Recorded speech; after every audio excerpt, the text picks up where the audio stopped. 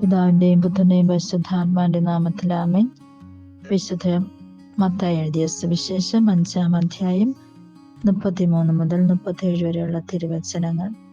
വ്യാജമായി ആണയിടരുത്, കർത്താവിനോട് ചെയ്ത ശപഥം നിറവേറ്റണം എന്ന് പൂർവികരോട് കൽപ്പിച്ചിട്ടുള്ളതായി നിങ്ങൾ കേട്ടിട്ടുണ്ടല്ലോ.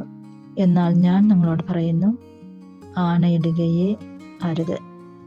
സ്വർഗത്തെ കൊണ്ട് ആണയിടരുത്, അത് ദൈവത്തിൻ്റെ സിംഹാസനമാണ്.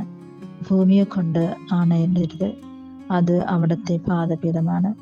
ജെറുസലേമിനെ കൊണ്ടും ആണയിടരുത്, അത് മഹാരാജാവിൻ്റെ നഗരമാണ്.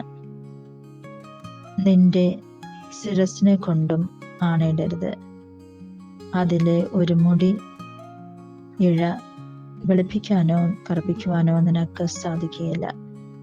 നിങ്ങളുടെ വാക്ക് അതെ അതെ എന്നോ അല്ല അല്ല എന്നോ ആയിരിക്കട്ടെ.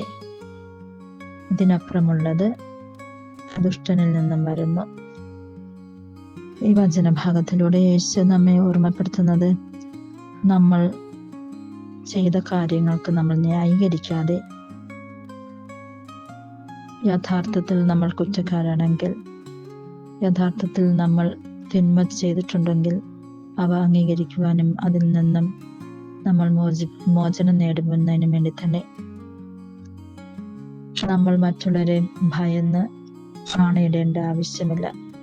കാരണം ദൈവം തന്നെ അവിടെ പറയുന്നുണ്ട്, അതെ അതെ എന്നും അല്ല അല്ല എന്നും ആയിരിക്കട്ടെ. നമ്മുടെ ആൻസറുകൾ എപ്പോഴും നമ്മൾ ചുരുക്കി പറയുമ്പോൾ അവിടെ നമുക്ക് മനസ്സിലാക്കുവാനായിട്ട് സാധിക്കും. നമ്മൾ ന്യായീകരിക്കാതെ നമ്മൾ ചെയ്തിട്ടുള്ളത് നമ്മൾ അംഗീകരിച്ചുകൊണ്ട് അതിൽ വ്യത്യാസപ്പെടുത്തുവാനായിട്ട് നല്ല രീതിയിലോട്ട് നമ്മൾ പോകുവാനായിട്ട് ആഗ്രഹിക്കുന്നു എന്നുള്ളത്.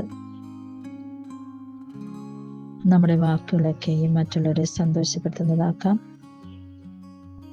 നമ്മളിലൂടെ ആരും വേദനപ്പെടാനായിട്ട് അനുവദിക്കാതിരിക്കാം. അതിനായിട്ടുള്ള കൃപാവരങ്ങൾ പിതാവായ ദൈവം നമ്മൾക്ക് ഓരോരുത്തർക്ക് നൽകട്ടെ എന്ന് പ്രാർത്ഥിക്കുന്നു.